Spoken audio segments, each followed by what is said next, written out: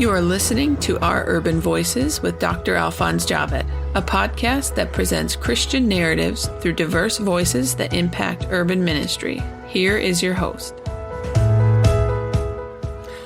In this podcast, we cover everything from churches and church planting efforts, mission and missions organization, evangelism, and unreached people groups, emerging movements and initiatives, justice, current events related to faith, and the persecuted church, to author interviews, and more. Let's get to it. Welcome back. Today we have with us Tony Morgan, the founder and lead strategist of the Unstuck Group. Tony, please introduce yourself to us and tell us a little about your family first. I love talking about family because I think that makes us human. People need to understand and hear that we are working, but we also real human being with our families. So share a little bit about your family, brother. I always like to talk about that first anyway, so thank you. Actually, I met my wife when we were in middle school. We started dating when we were in high school, and we got married right after college. And last year we celebrated our 30th anniversary, and we have 4 kids. Our oldest our older 2 actually both graduated from the University of Georgia and work closer to the city of Atlanta. And then on the younger side, we have one child that is about ready to graduate from the university, and another one still in high school. So I have a little bit of parenting to do as well. So, but that's a little bit about my family. And as far as my ministry is concerned, for many years, of course, I was pastoring in local churches in Indiana and South Carolina, and then in Georgia as well. But about 13 years ago, I launched what became the Unstuck Group. And in the time since then, we've had the opportunity now to serve over 500 churches, primarily in the US and Canada, but also in other countries around the world. And then we're trying to provide content to help church leaders, to equip church leaders to engage the mission that God's called them to. And my goodness, I think last I looked, there were probably over 30,000 church leaders around the world that are engaging with our content. And so that's very encouraging to know that we can provide hopefully some helpful resources to church leaders around the world, and just encourage them in the mission that God's called them to. That's so cool. So earlier I was talking to this another brother, and his idea was that he's been freely given, so he is giving freely. How does it work with you guys when it comes to these resources? I'm sure it costs you money to create those. So how do you guys deal with that?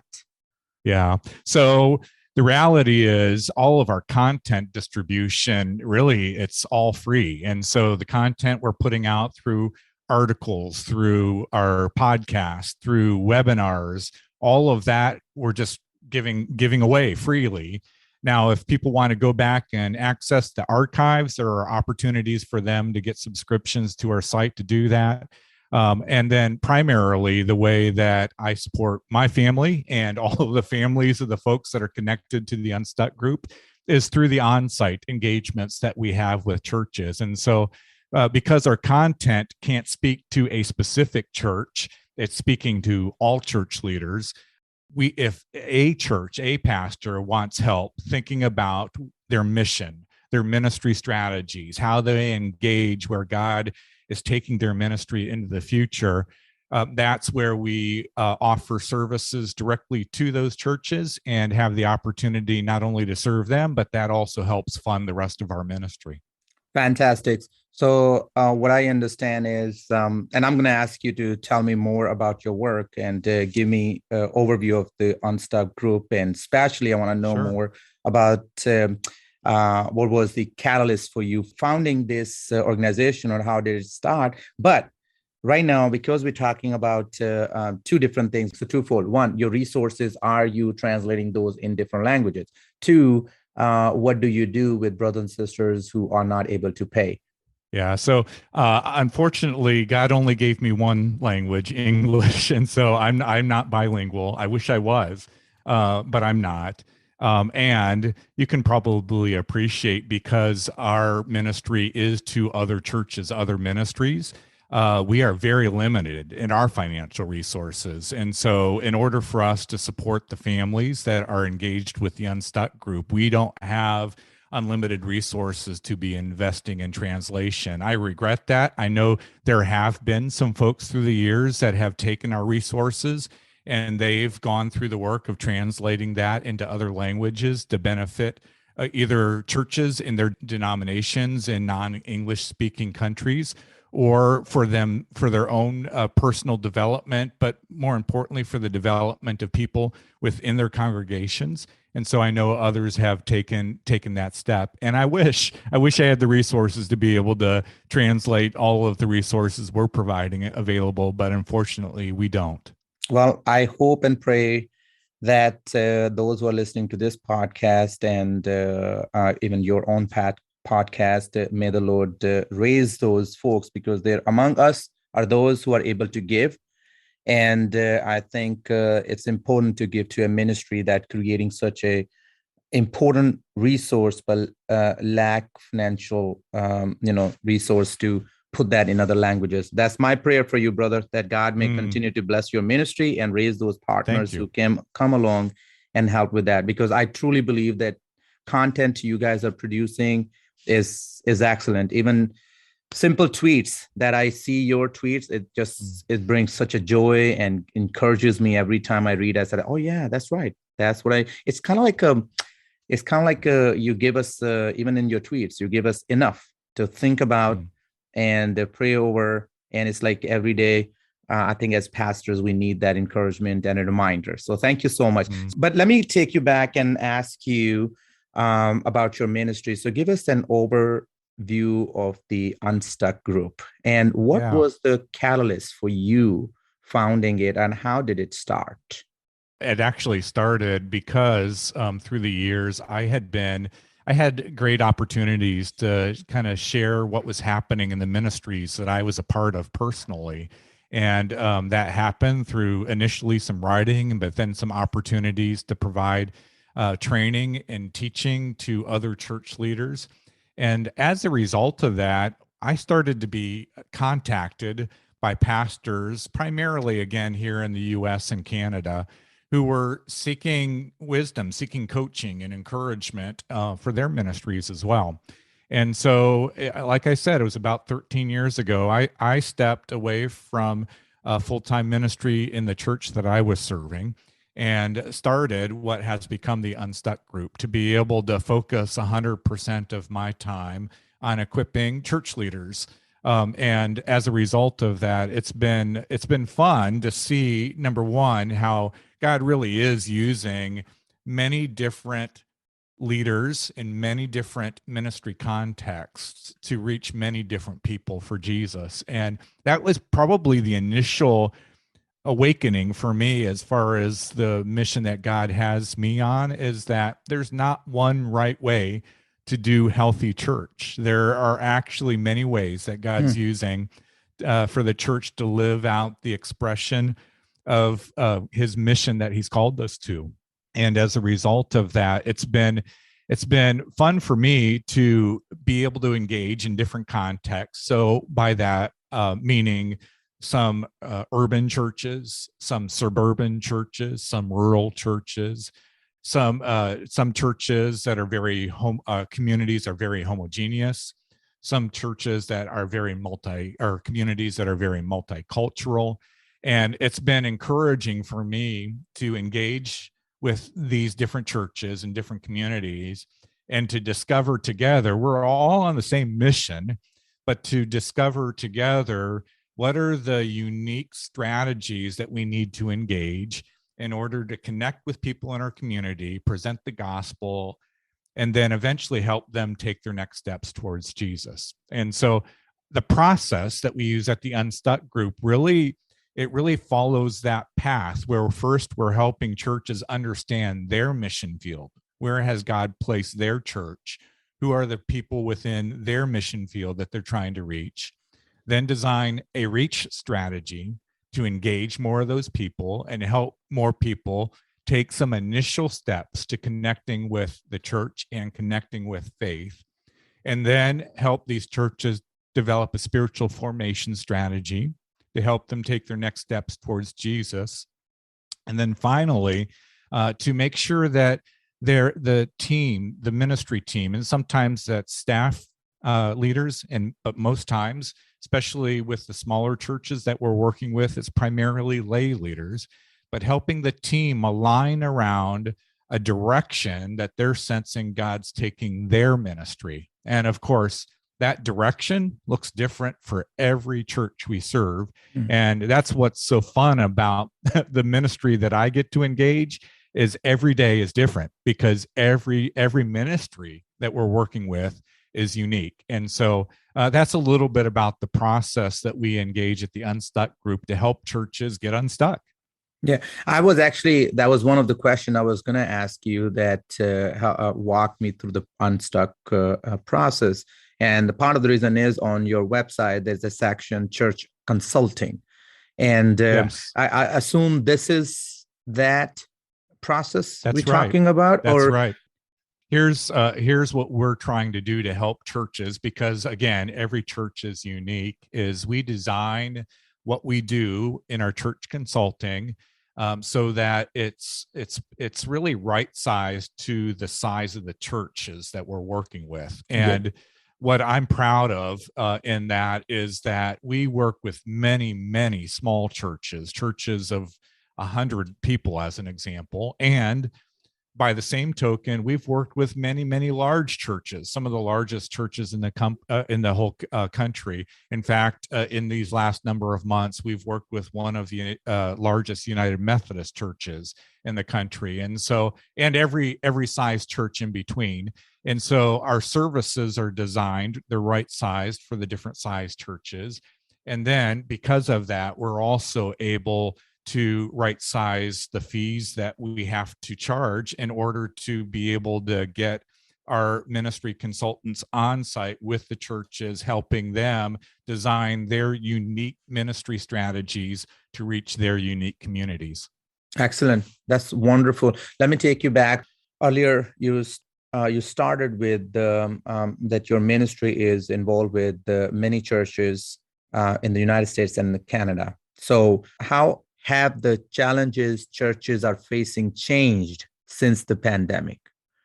That's a good question. And it's very obvious, because we've worked with, in fact, during the pandemic, we've also worked with some churches in Australia and the UK as well. But again, primarily here in the US and Canada. And as you might appreciate, in those two countries, there are some significant distinctions about how the various communities have responded to the pandemic, and some of the guidelines, safety guidelines and restrictions that have been put in place. And that, of course, then has impacted churches in these different regions differently. And so it's been fascinating.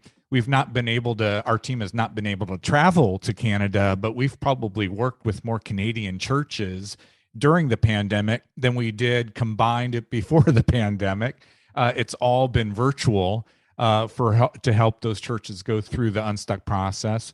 But there's no doubt that on this side of the pandemic, churches are realizing the mission is the same. It's the same mission that we've embraced for the last 2,000 years.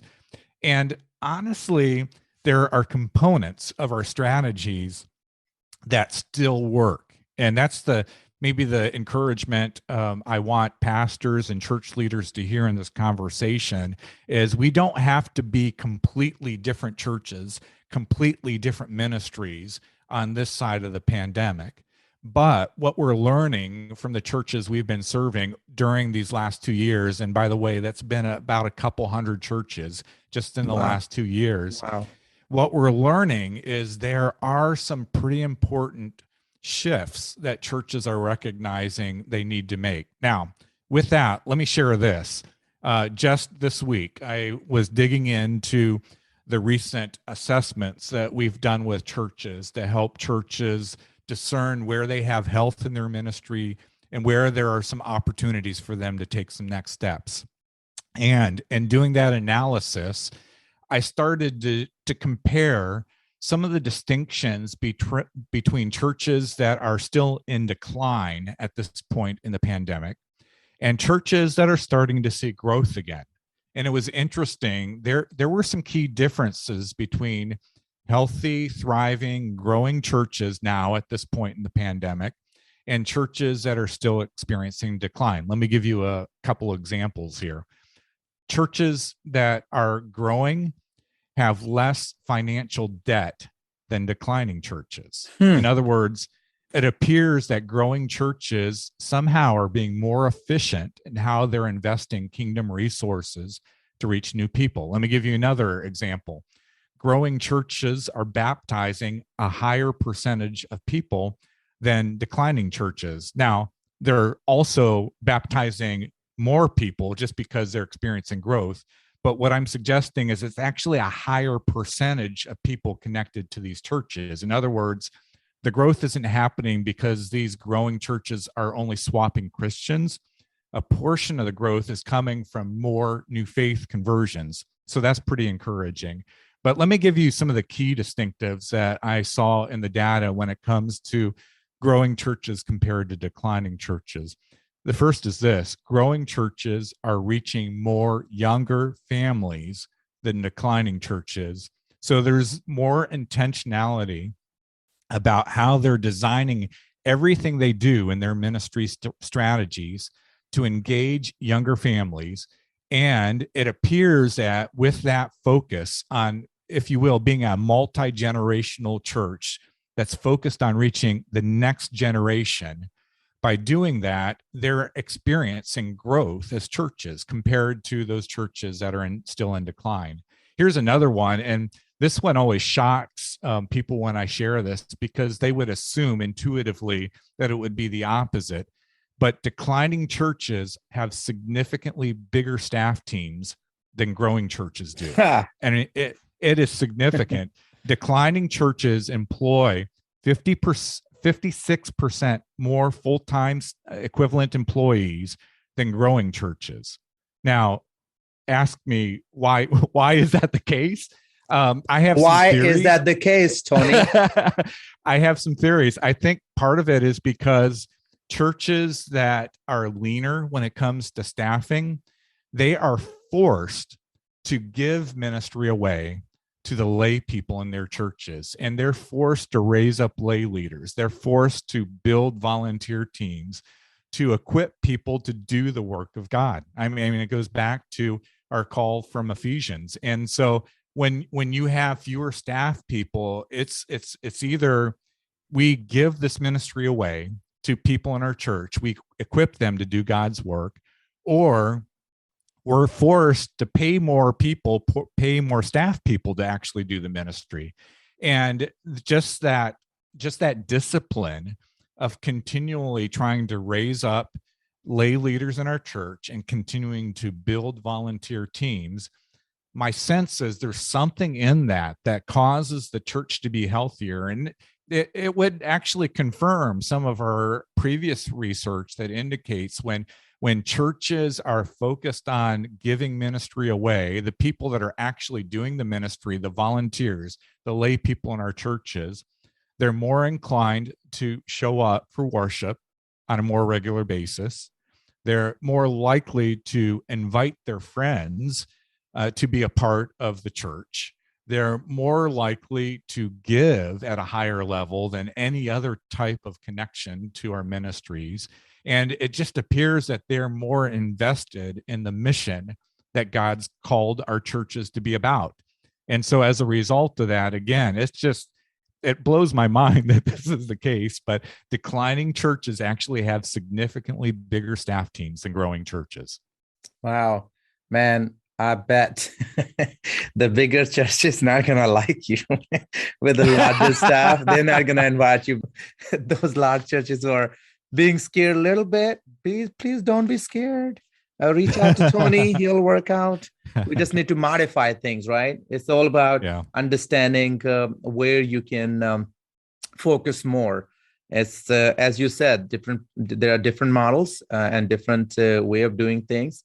So it's just bringing an outsider, a different perspective helps to navigate things better. So I just wanted to encourage those who are listening to this. All right, so brother, I've seen a lot of groups coming together like yours, right? And they're talking about pastor getting burned out over the past few years. What are ways to help with that? Well, I can certainly appreciate that. I mean, I think if we're all completely honest, as at different times throughout the last 2 years, because of that forced isolation that we've experienced, the disruption that's happening in our day-to-day lives. I mean, for some people, obviously, the direct impact of the pandemic through either illness or loss of a job or something along those lines. What we've experienced, it's been very disruptive. There's no doubt about it. And certainly for churches, for pastors specifically, it's not just been the pandemic, but it's been the social issues that our country, rightly so, is beginning to have struggle around, because we need to have conversation about these issues. And then the political turmoil on top of that. There's just been a confluence of challenges that we've experienced at different times in our history, but all of those big challenges coming together at one time was certainly unique. And as a result of that, you're right. I've heard from many pastors that at some point in the last couple of years have really questioned, is this what I signed up for? Is this really what I intended to do when I answered God's call to pastor his church? And I think that's where we need to begin, honestly, is to go back to the call that God placed on our lives. I mean, go back to that time when you sensed this is what God has for me. This is the mission he has for my life. We need to go back to that, because at any point along the way, if we're just responding to our environment and the ups and downs and challenges in our environment, it's going to knock us off course. So we need that foundation of our calling into ministry to be able to sustain us in those times when we're experiencing the turmoil the most. Right. So that's the first thing. The second thing, I think, is just again, and I mentioned this earlier in passing, but just to remember, we're not having to pastor to lead completely different ministries, completely different churches. Our mission as a church, it's the same mission. We're still called to reach people with the good news. We're still called to baptize them. We're still called to teach and disciple them. None of that has changed. The only thing that is changing, and it has changed all through all the centuries, is sometimes the strategies, the ministry strategies, the methodologies that we use have to evolve to be able to engage a continuously changing culture around us. And so, just as an example, there was a time where electricity wasn't available to churches. But at some point, as technology evolved, we recognized if we put electricity in our church buildings, it will allow us to expand our ministry reach in our communities, and we'll be able to serve more people. And I think some folks in this current season have really struggled with the concept of being a hybrid church going forward in the future, because so much of what we've been doing as a church has been focused on what happens in our church buildings. And by the way, that ministry needs to continue. We can't walk away from corporate worship gatherings. We can't walk away from building community within our physical spaces. We can't walk away from the ongoing encouragement that we need from our fellow brothers and sisters in Christ. We can't walk away from that. That needs to continue. But by the same token, our society has moved to this place where in every other facet of our lives, we're both engaging in physical spaces and in digital spaces. And I think many pastors in these last couple of years, because at one point, of course, we were all forced to really have all of our ministry online. That was such a huge disruption for pastors and church leaders that they almost became paralyzed, thinking that we have to, again, be a completely different type of ministry for this new season of ministry. And that's just not the case. Right. The analogy I've offered, again, kind of talking about our buildings, is I'm not an architect. I am not a building contractor. But in the past, I've been a part of building projects at my churches. And though I'm not an expert on how to design buildings, how to engineer buildings, and how to construct buildings, I am an expert on the ministry that needs to happen in those buildings. And what I would encourage pastors to consider is that digital ministry, online ministry, is really not that different from building buildings. In other words, I don't know all the ins and outs of how to build a website, how to leverage social media, how to do all those things that are happening right now and have been happening for many, many years online. But what I do know is how to do ministry. Amen. And so what that means is, I think, to help us overcome some of the burden that we're facing as pastors and ministry leaders right now is, yes, we probably do need to find the experts that can help us design and build the infrastructure that will allow us to minister to people online, including people that are in our churches, by the way. But we are still the experts when it comes to the ministry that needs to happen online. And so I hope that maybe gives some confidence, some encouragement to the pastors that are listening, that number one, we need to go back to our calling. Why is it that we're doing what we're doing? But secondly, to recognize we are actually very good at ministering to the people God has in our lives. We just need to make sure that we're continuing to use the right language and the right methods for us to be able to continue to share the good news and to be able to continue to help people take their next steps toward Christ. That's very encouraging, and I hope if anybody's listening to this podcast, dealing with that, someone who is listening to this podcast and dealing with some of these issues, please seek out help. Seriously, if you that's the best thing. Seek out, reach out to somebody before it's too late, and that's important. So, Tony, your recent blog post talks about developing an effective discipleship strategy, and it's on your, of course, it's on your website. And how often it talks about how often churches get bogged down with lots of programs. Why is it that? Well, that's a good question. I think I don't know the answer to that, but I do know that it's interesting. The churches that we engage with, again, it's almost counterintuitive, but the churches that we engage with that have many, many different ministry programs in their churches are actually seeing fewer people take their next steps towards Jesus. And what's fascinating is there's actually data now. There's research that's been done studying how people experience spiritual formation. And what the research shows is more church activity does not help people become more like Jesus. And so this is, again, it's a bit counterintuitive, because I think we all assume for us to be able to disciple more people, we need to have more types of ministry programs in our churches.